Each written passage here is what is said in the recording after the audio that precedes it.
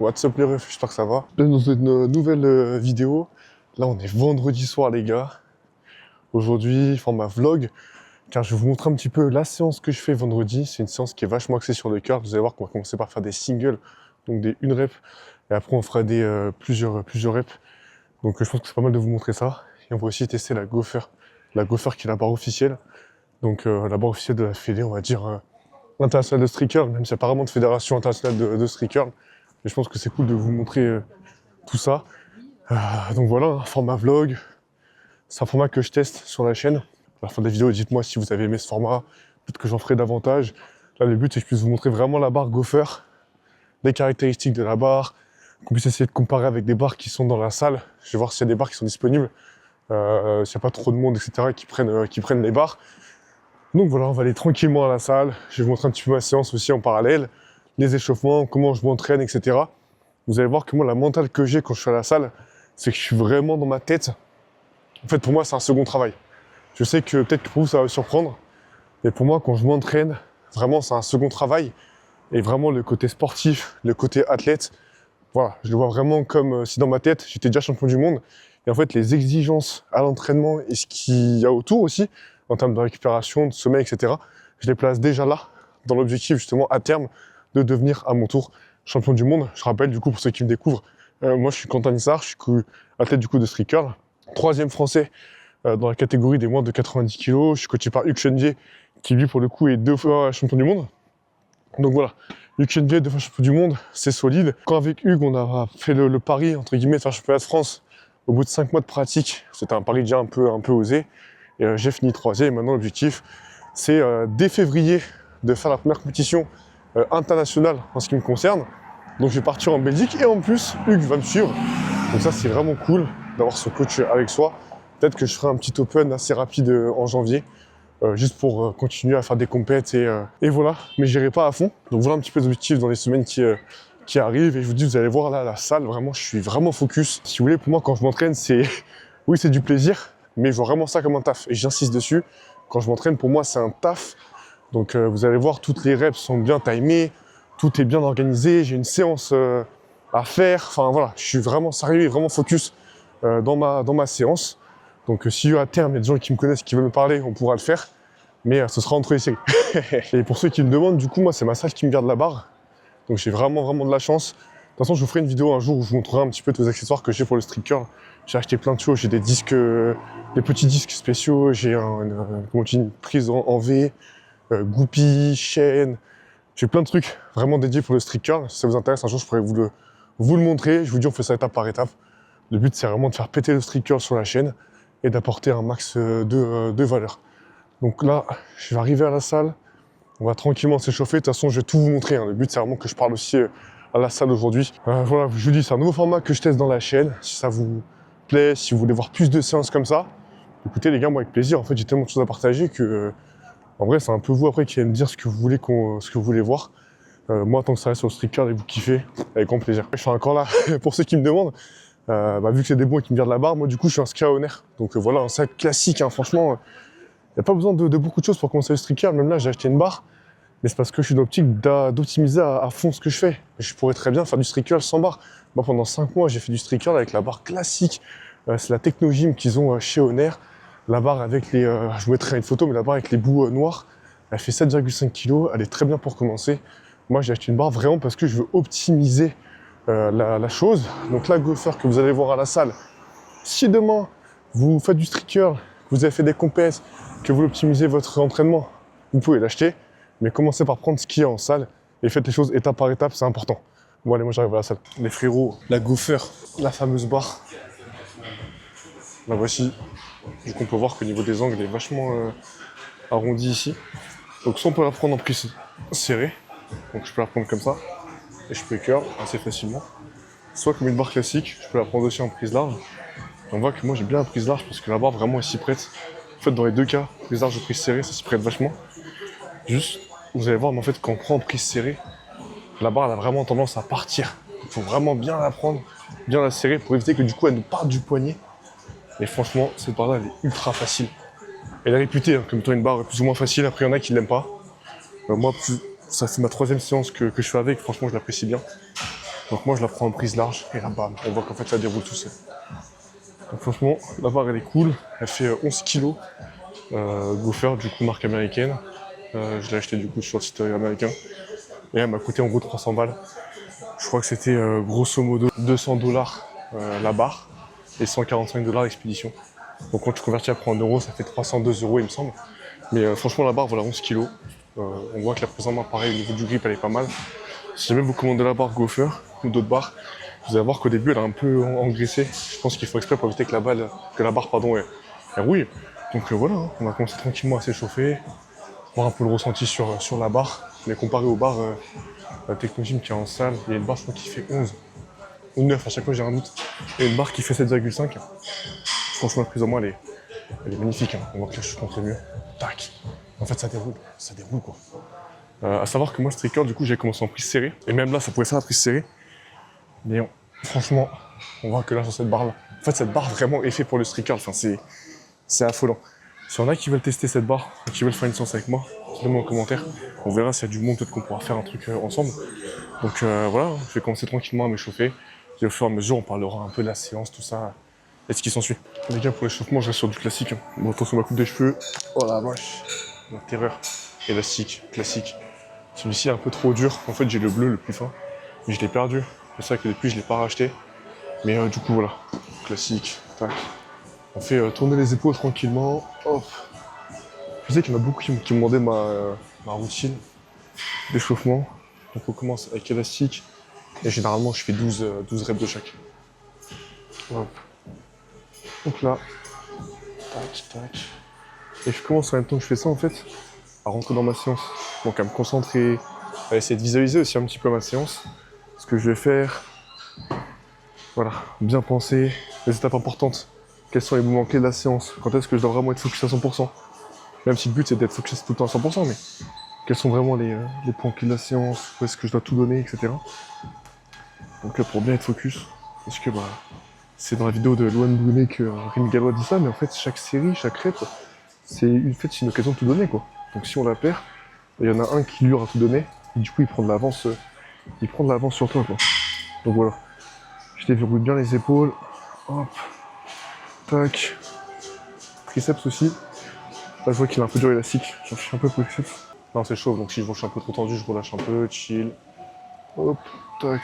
Pareil. Hop. Et la routine que je fais, je la fais 2 fois du coup. Donc là, maintenant, pour les biceps. Hop. Donc là, en fait, je vais caler mon coude, vous allez voir, derrière mon bras. Et là, hop, une.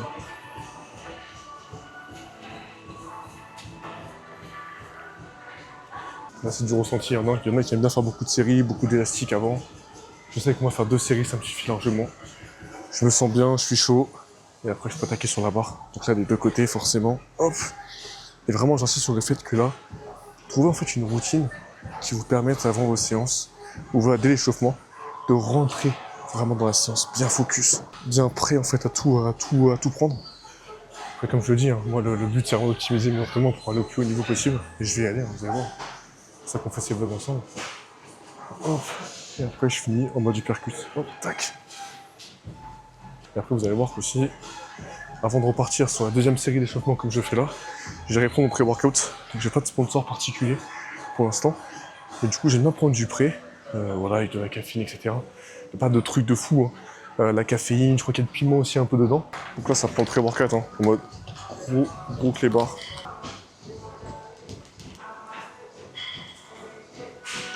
Vraiment les hommes, putain.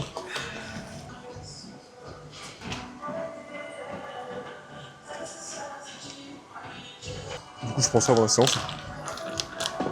Et pendant la séance, je vais prendre des électrolytes. Hop, classique. Hein. Je vais mettre du coup pendant la séance, je vais prendre ça. Et j'aime bien parce qu'au niveau de la récup, tout ça, je vois un peu de bénéfice. Et en plus, je trouve que ça hydrate bien. Et celui-ci, il a un petit goût pêche. Donc, il est magnifique. Pendant la séance. Et aussi pendant la séance, ce que je fais, j'aime bien prendre des petits bonbons. J'aime bien avoir un peu plus ici pendant la séance. Je prends un petit bonbon, tu vois, je prends ça aussi en début d'échauffement. Et après, j'en prends des 4-5 max. Et ça me fait la séance. Et je me sens bien en termes d'énergie, tu vois. Petite montée en charge tranquille.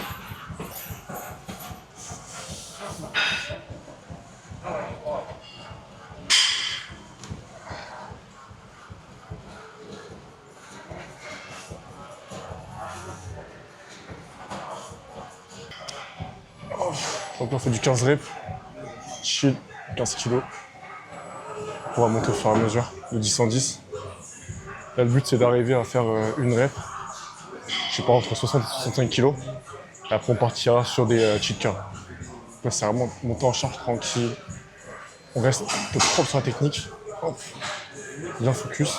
Hop. On est propre. Easy. On va monter en charge au fur et à mesure. Là, je vais faire du 5-4-3 reps.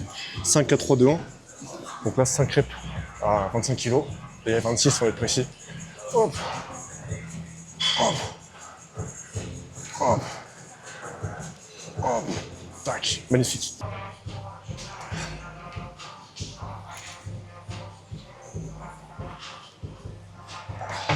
Quand je monte en charge, moi j'aime bien enchaîner les reps.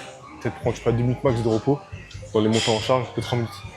Pour bien me sentir chaud. Je suis pas quelqu'un qui va mettre beaucoup de temps entre les séries. Une fois de plus, ça c'est propice à moi. Et comme j'ai dit, je monte à chaque fois de 10 kg en 10 kg. Et une fois de plus, c'est par rapport à moi au poids que je fais.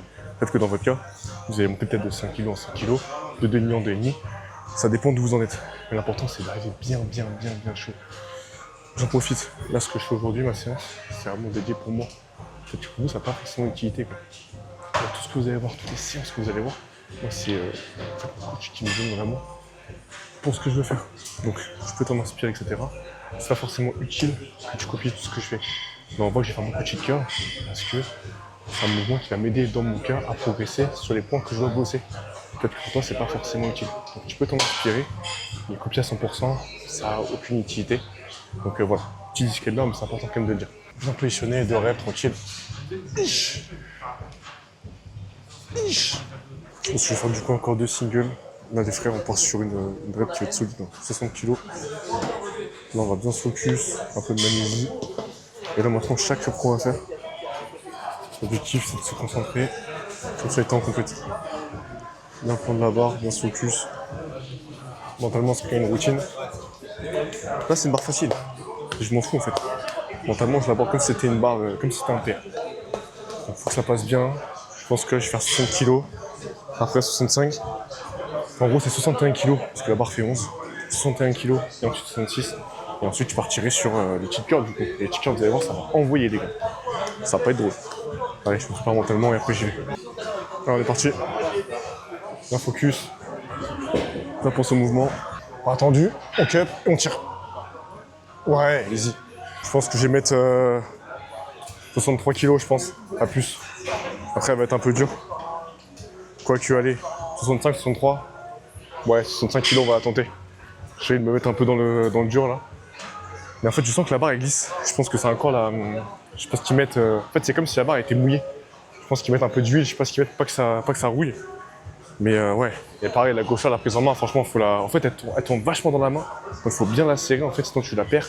Et après, la barre, elle se barre. Contrairement aux barres que tu as là, chez Honor, ou Fitness Park, peu importe les barres Technogym, et la barre qu'on a aussi au championnat de France, qu'on avait la dernière fois. C'est pas pareil, la prise en main, elle est différente. Sur la gauchère, la barre, en fait, elle tourne dans la main si tu la serres pas bien. Et moi, quand je prends la barre en serré, à la fin, vraiment, ça me fait des cloques, ça me défonce la main, quoi. Tellement que la barre, t'as l'impression que la barre, elle a envie, quoi. Mais bon, moi, c'est une barre que j'aime bien. Il y en a qui n'aiment pas cette barre. Moi, je l'adore. Et dans tous les cas, c'est avec cette barre qu'on fait le championnat du monde. Donc, il n'y a pas de choix. Il faut s'entraîner sur cette barre. Ce truc qui est un peu chiant, hein, c'est qu'en fait, avec les gros poids de 20 kg, je suis sur la barre. Donc, moi, je pars quand même relativement ici. En fait, je suis déséquilibré. Parce qu'en fait, du coup, je dois partir un peu plus devant. En fait, quand je pars, ça me déséquilibre. C'est ça tout le chiant. Après, sinon, en vrai, ça va, ça le fait. Mais en fait, la grosseur, par rapport aux poids qui sont dans les salles, vu que les poids sont assez épais, je sais pas non plus, tu vas blinder les poids de 10 ou de 15. Parce qu'après, moi, j'ai plus la place pour mettre des poids. Donc, je dois mettre les gros poids de 20. Ce qui fait qu'au final, tu veux partir vraiment comme ça contre le mur. Les coudes vraiment collés à moi, les coudes sont un peu décollés légèrement. Et ce qui fait que du coup, au départ, j'ai plus de mal à lever la barre. Bon, c'est pas une excuse, mais c'est intéressant aussi, tu vois, de prendre en compte ça quand tu fais tes séries. La mentale qu'il faut avoir, de lever une barre comme ça, tu vois, c'est comme en compète, il faut te dire. Cette barre et tous ceux qui sont autour, ils doivent être du mal. Tu sais, c'est con, et mentalement, tu te dis ça. Après, la barre, tu la terrasses. Allez, on casse les poignets. Hop. Ouais, pas facile en vrai. Donc là les frérots, aujourd'hui la séance c'est strictement monté en gamme. Je devais monter à max 60 kg. Je me suis fait un petit kiff à 65 kg. En vrai c'est énorme la différence, hein. Là j'ai un peu abusé quand même. Je pense qu'il va me détester, il aura raison. Après on va faire 4 programmes en cheat curl prise large. Et en fait, à chaque fois, j'aurai 2 fois 8 reps à faire. Donc je vais commencer, première série d'exercice, ce sera 2 fois 8 reps à 62 kg.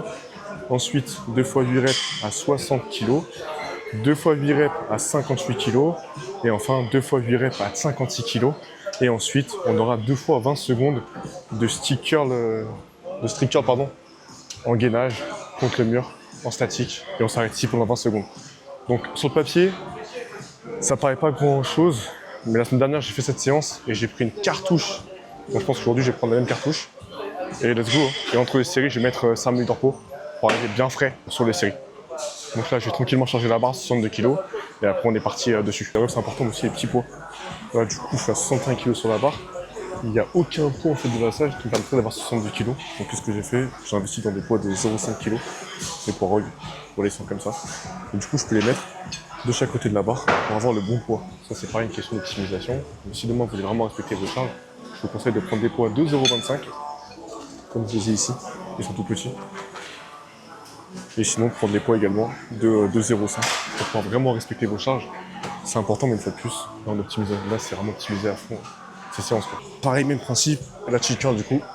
Hop.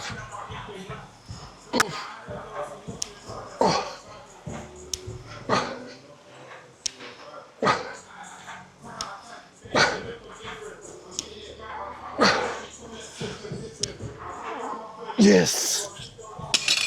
J'essaie qu'elle me rester un peu droit, mais là en cheat curl c'est impossible. Et je sens aussi que je suis fatigué. Je pense que lundi j'ai abusé sur la séance. Vraiment j'ai explosé toutes les charges que je devais faire. Et là je les paye aujourd'hui. Donc voilà, cheat curl, je vous ai dit. On a en tout 8 séries comme ça. C'est pas des blagues les mecs. Alors on est parti pour la deuxième série. Moi ce que je fais sur la barre, c'est que la barre je la serre bien. Et je crois que plus tu serres fort la barre aussi, plus ça active le nerveux. Donc là on est parti pour la deuxième série. Donc là je serre la barre de toutes mes forces.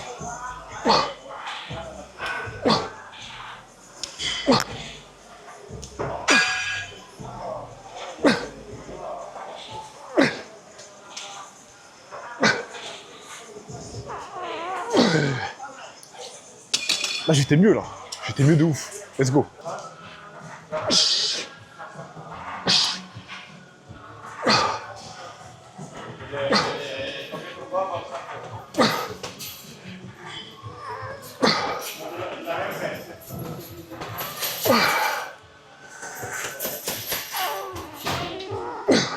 J'essaie de pas me mettre comme ça, pas non plus trop cheater. Même si ça reste du cheat curl, j'essaie de rester un peu droit, mais c'est pas le but de l'exercice non plus. Là ça commence à être dur. Là j'ai pris une cartouche. Là franchement les gars, bien récupérer, bien se reposer. 5 minutes de repos et on est reparti. Hein. Pourquoi aussi je fais une séance pour vous montrer que les gars, c'est pas des blagues quand on s'entraîne. C'est vraiment sérieux. Chaque rep est importante. Et la mentale aussi qu'il faut avoir. La mentale c'est de te dire, si là ma séance aujourd'hui je fais n'importe quoi, il y a un mec dans le monde, je sais pas où il est, lui aujourd'hui, il va faire une bonne séance et il va me dépasser. C'est ça en fait que je vous montre aussi à travers les vidéos. Le streaker c'est bien, etc. Mais aussi, c'est une mentalité en fait qu'il faut avoir. La vie les gars c'est simple. Si dans votre vie, vous n'êtes pas premier, vous êtes deuxième. Et deuxième, personne n'est calcul. Ce qu'il faut c'est être premier les gars. T'as pas le choix en fait. Et ça la compète ça te l'apprend. Moi quand j'ai fini troisième au championnat de France, j'avais le seul. J'étais pas numéro 1 tu vois. Et ça c'est la compète. Et ça tu l'apprends en t'entraînant.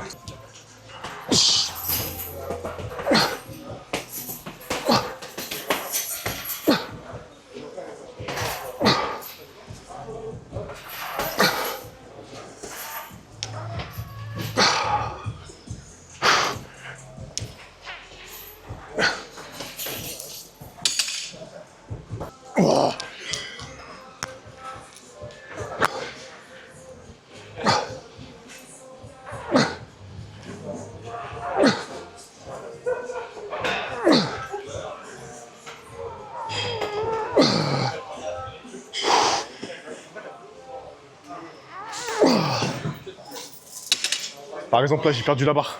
La barre dans la main elle a tourné et j'en ai galéré. Comme quoi les erreurs on les fait tout le temps. Et là vraiment ce que je veux que vous compreniez dans cette vidéo aussi c'est, les gars si vous voulez devenir un champion, etc. Accomplir vos objectifs. Moi quand je vous dis que demain je vais être champion du monde dans, je sais pas, 3-4 ans, on va voir le temps que ça prend. T'as vu comment je m'entraîne? C'est pas que des paroles en l'air tu vois. En fait il faut vraiment que tu mettes en place tout ce que tu veux mettre en place pour atteindre ton objectif. Moi pour être champion du monde de street curl, j'ai un coach qui est champion du monde. J'ai acheté le matériel. Je le récupère bien. En fait, j'ai investi, tu vois, pour aller à cet endroit-là. Et ça, dans la vidéo, je veux que tu le comprennes. En fait, quand je m'entraîne, c'est pas drôle. Je suis pas là pour m'amuser, tu vois. Je suis vraiment là pour m'entraîner. On enchaîne.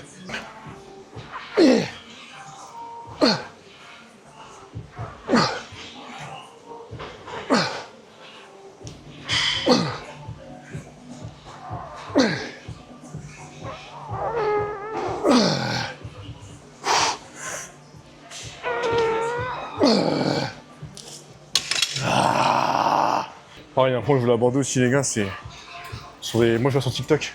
Pourtant, j'ai pas beaucoup d'abonnés, mais les réels font des vues, et du coup, je lis des commentaires. Et en fait, je vois, il y en a, vous êtes trop matrixés par rapport à ce qui se fait sur les réseaux. Là, je pose des barres en strict curl, hein. Donc vraiment dans les règles du strict curl, 70 kg. Il y en a quand même qui arrivent à me dire que la barre, c'est faible. En fait, je crois que vous vous rendez pas compte de la difficulté. Juste là, faire des 2 x 8 à 62 kg en cheat curl. Et encore, je suis pas cheaté en mode gros porc, hein. Je suis quand même relativement droit, même si bien sûr je cheat, je triche. En fait, c'est pas des charges qui sont normales. Même si là, c'est le début de mon aventure et que j'espère à avoir 90 kg plus tard en strict curl, voire plus, et que là, j'ai que 70 entre guillemets, vous vous rendez pas compte que déjà, c'est une charge d'un niveau national, d'un niveau d'être dans les meilleurs français. Donc voilà. Même si c'est le début de l'aventure, faut remettre en perspective. Oui, je sais que je vais aller là, mais rendez-vous compte quand même que les charges que vous verrez sur la chaîne, c'est pas des charges que tout le monde peut faire. Donc c'est important de remettre en perspective, mais soyez pas trop matrixés non plus parce que vous voyez sur les réseaux, parfois je sais qu'il y a des mecs qui ont 200 en squat, et maintenant 200 en squat, j'ai l'impression que c'est banalisé par certains, c'est comme le fait de faire un marathon. Moi j'ai fait un marathon il y a 2 ans, et j'ai l'impression qu'il y en a pour certains qui m'ont dit « Ah ouais, marathon, ok, t'as fini, mais t'as fait que 4 heures et quelques, tu vois. » Alors que déjà fini un marathon. Donc c'est important de mettre en perspective tout ça. Et c'est aussi ce que je veux apporter à travers ces vidéos YouTube. De la réflexion en fait. Tu vois, je dis pas que j'ai raison, mais amener aussi à réfléchir sur tout ça. Bref, en tout cas, moi, il me reste 2 séries en cheat curl. Et après, je passerai en statique, comme vous verrez ensuite.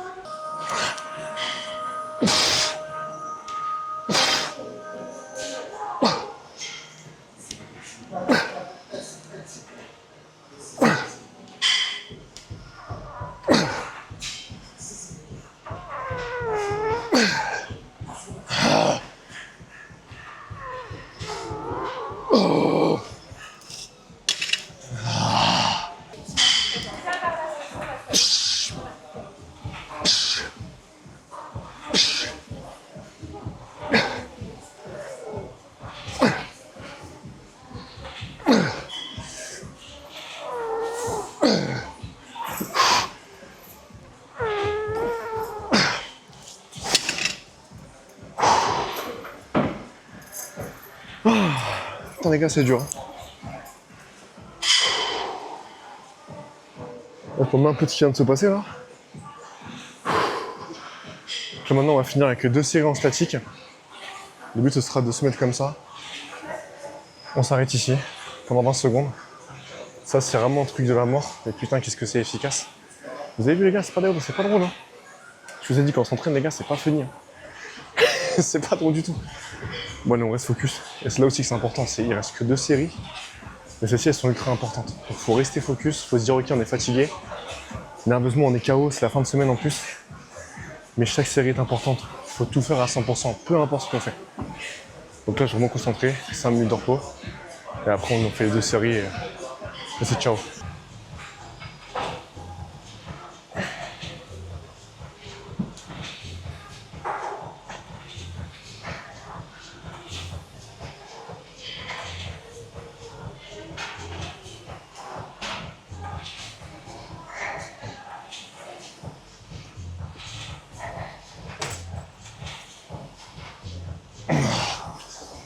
Oh, j'ai senti dur, hein. Sa mère. En fait, c'était pas difficile à fond, mais tu sens que ça tape la gueule quand même. Ce truc-là, je pense que mentalement, c'est un des plusieurs exercices que j'ai pu faire. Ouh. Allez, il reste une série, après on est bon, les gars.